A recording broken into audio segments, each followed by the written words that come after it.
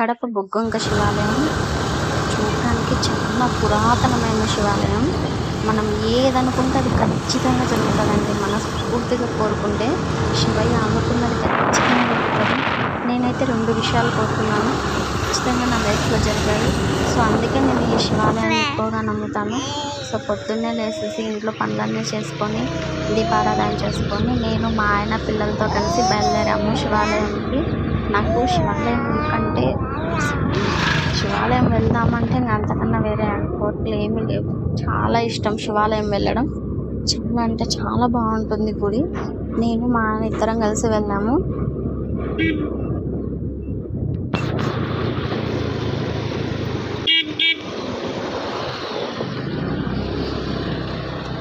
శివాలయానికి ఆనుకొని వెనక సైడ్ అన్నమాట నది అనేది ఉంది.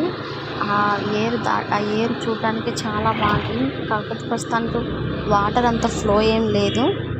ప్రాచీన కాలంలో ఋషులు వాళ్ళు ఉంటారు కదా, వాళ్ళు వచ్చి ఆ నదిలోనే స్నానం చేసి శివాలయానికి వెళ్ళేవారట.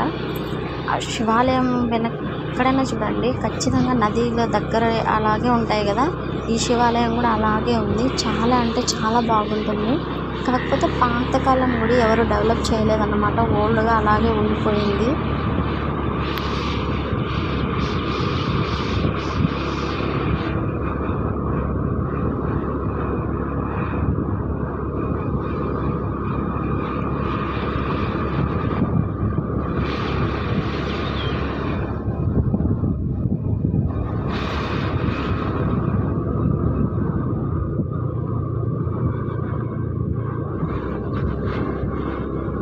చూస్తున్నారు కదా, ఆర్చి కనిపిస్తుంది కదా, అదే శివాలయం ఎంట్రీ అన్నమాట.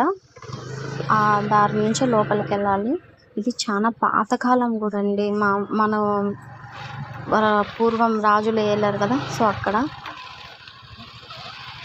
శ్రీ బుగ్గమల్లేశ్వర స్వామి గోశాల అని కూడా బోర్డు చూస్తున్నారు కదా, కనిపిస్తుంది కదా.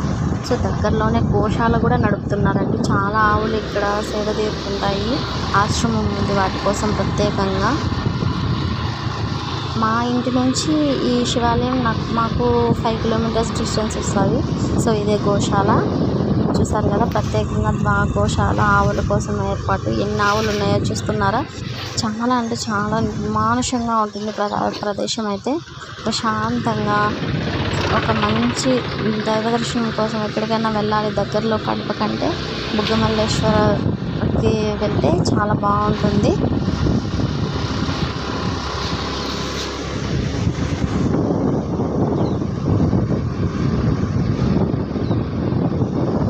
సో గుడి ముందరి భాగానికి అయితే వచ్చేసాము.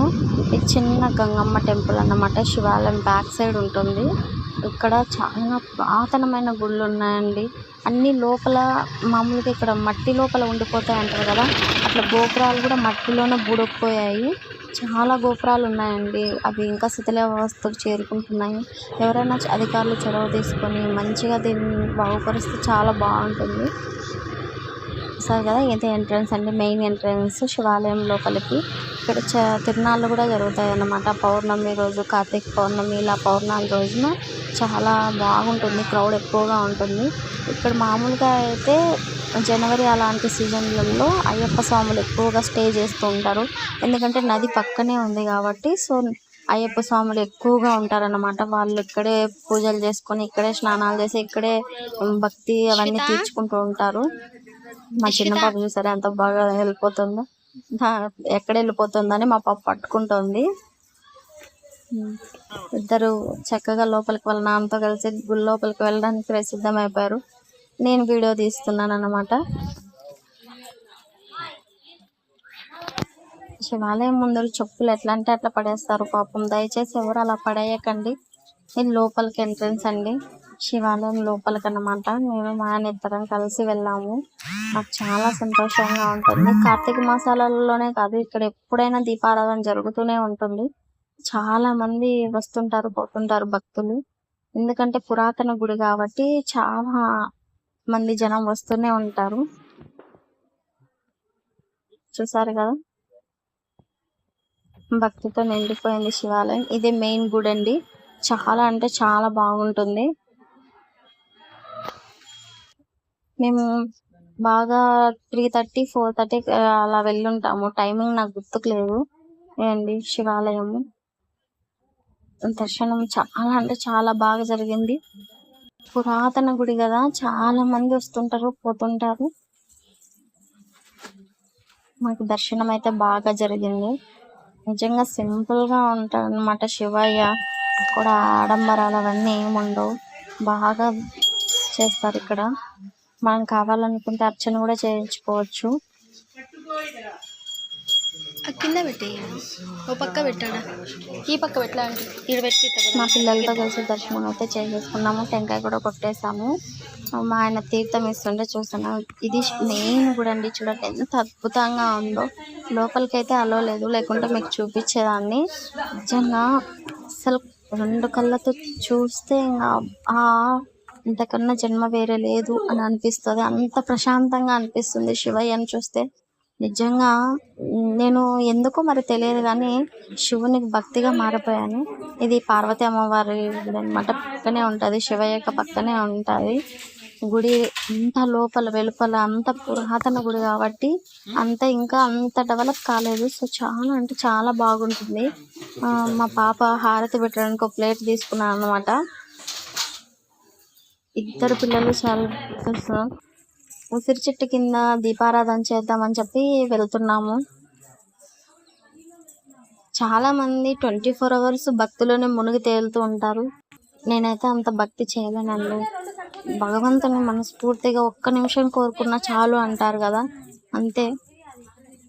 నాకు శివయ్య అంటే ఇష్టం, అది ఎందుకో తెలియదు. నేను ఏ కష్టం వచ్చినా ఫస్ట్ శివయ్య అని మనసులో అనుకుంటాను. నాకు నిజంగానే ఆయన ఉన్నాడు అనిపిస్తుంది. మనస్ఫూర్తిగా నన్ను ఎన్నోసార్లు నేను తలుచుకున్న ప్రతిసారి నన్ను ఆయన రక్షించాడు.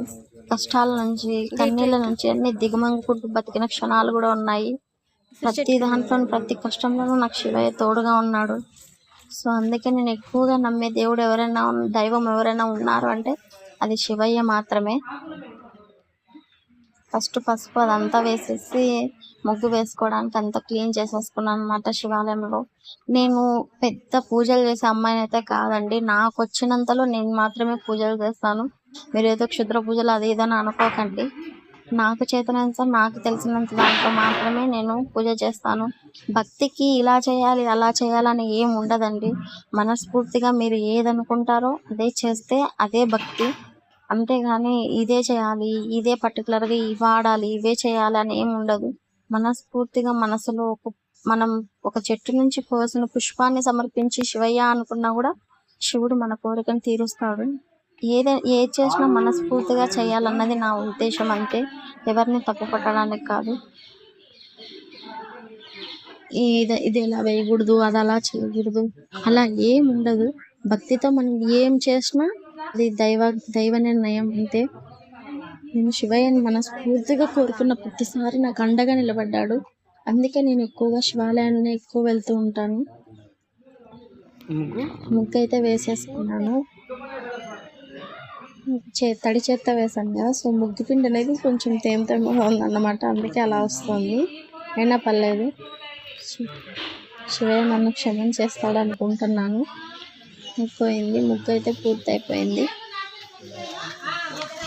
నేను అంతా పూర్తి చేసుకుంటుంటే మా ఆయన వీడియో తీస్తున్నాను నా కోసం. నా కష్టంలో ప్రతిసారి మా ఆయన తోడుగా నిలబడ్డాడు నాకు. ఎందుకంటే కొందరు అనుకుంటారు, చాలామంది నన్ను హేళన చేసిన వాళ్ళు కూడా ఉన్నారు. ఎందుకు ప్రతిదీ భర్త ఎలా చెప్తే అలా వింటావు అని. వినాలి కదా, భరించేవాడే కదా భర్త. తను నాకు ఎంత కష్టపెట్టినా, ఎంత బాధ పెట్టినా ఆఖరికి తను మాత్రమే నన్ను చాలా సంతోషంగా చూసుకున్నాడు, మరెవ్వరూ చూసుకోలేదు. సో నేను అందుకే ఆయన మాట మాత్రమే వింటాను. అంతే కదా అండి, మనకి ఎవరైతే మన అమ్మ నాన్న తర్వాత ఎవరైతే మనల్ని అంత బాగా చూసుకుంటారో వాళ్ళకే కదా మనం ఎక్కువగా విలువిస్తాం. పూజకైతే అంతా సిద్ధమైపోయింది. సోమవారం రోజున దీపం వెలిగించాలని అనుకున్నాను, అది దివ్యంగా జరిగిపోయింది. నేను కోరుకున్న విధంగా నాకు దేవుడు ఇవ్వాల్సిందంతా ఇచ్చాడు. తృప్తిగా ఉంది, చాలు. ఇంతకు మించి నాకేం అవసరం లేదు. నాకేం బంగ్లాలు అవసరం లేదు, కార్లు అవసరం లేదు. నేను ఉన్నంతలో నా పిల్లలు నేను పస్తుండకుండా సంతోషంగా ఒకరికి అన్యాయం చేయకుండా ఒకరిని మోసం చేయకుండా బతికితే అంతే చాలు. ఎవరు అండదండలతోనే ఎదిగిన జీవితం కాదు ఇది. కట్టు బట్టలతో బయటకు వచ్చి మా స్వతహాంతంగా మా సొంతంగా మా కాళ్ళ మీద మేము నిలబడ్డ క్షణాలు నాకు ఎంతో తృప్తినిచ్చాయి. నాకు అంతే చాలు. ఎవరో ఏదో ఉన్నారు, ఎవరో ఏదో అంటున్నారు, ఎవరో ఏదో నా గురించి చెడుగా మాట్లాడుకుంటున్నారు. నాకు అంతా అవుట్ ఆఫ్. ఎవరెన్ని మాట్లాడినా ఎవరేం చేసినా నేననేది నాకేంటో తెలుసు. సో నేను ఎవ్వరికి భయపడాల్సిన అవసరం లేదు. నేను పూజకి అంతా సిద్ధం చేసిన తర్వాత మా ఆయనతోనే దీపారాధన చేస్తున్నాను. ఎందుకంటే నా ఇంటికి యజమాని నా భర్తే, నేనైతే కాదు. సో నా ఇంటి యజమాని పూజ చేస్తే అది నా ఇంటికి ఎక్కుతుందన్నమాట. ఎవరైనా సరే గుర్తుపెట్టుకోండి, ఇంట్లో ఇంటి ఆడవాళ్ళు దీపారాధన చేసేదాకంటే మగవాళ్ళు చేస్తే దీపం అనేది చాలా పవిత్రంగా ఉంటుంది. సో నేను అందుకే అంత సిద్ధం చేసి ఇచ్చేసి మా ఆయన చేత వెలిగించాలని చెప్పాను. సో అందుకే మా ఆయన దీపారాధన చేస్తున్నాడు. ఫైనల్గా మేము అనుకున్న శివారాధన అంతా అయితే మనస్ఫూర్తిగా జరిగింది. నాకు చాలా సంతోషంగా ఉంది. మేము అనుకున్నవన్నీ ఒక్కొక్క స్టెప్ ఎదుగుతూ ఉన్నాము. ఎవరు అండదండలు లేకున్నా, ఎవ్వరు మాకు సహాయం చేయకపోయినా, అట్లీస్ట్ మా పిల్లల్ని చూసుకోకపోయినా కూడా మా పిల్లలతో మేమే ఎదిగాం. నాకు అది చాలా తృప్తిగా ఉంది. నాకు ఇంతకు మించి ఇంకేం అవసరం లేదు. ఆ శివయ్య నాకు ఎప్పుడు తోడుగా ఉంటాడని మనస్ఫూర్తిగా కోరుకుంటున్నాను. నా ఛానల్ ఎవరైతే చూస్తున్నారో ప్లీజ్ సబ్స్క్రైబ్ చేసుకోండి. నాకు ఇలాగే సపోర్ట్ చేస్తూ ఉండండి. Thank you so much for everyone. నన్ను ఇంత ఆదరించి ఇంత ముందుకు తీసుకెళ్తున్నారు. మీ వల్లే నేను ఈరోజు ఇలా ఉన్నాను. మీరు ఇంతగా నన్ను ఆదరించడం వల్లే ఇలా ముందుకెళ్తూ ఉన్నాను. చెప్తుంటారు కదా అందరూ, ప్రతి సక్సెస్ వెనుక ఖచ్చితంగా ఎవరో ఉంటాను. నా సక్సెస్ వెనుక అయితే ఖచ్చితంగా మా హస్బెండే ఉన్నాడు. ఆయన లేకపోతే నేను లేను.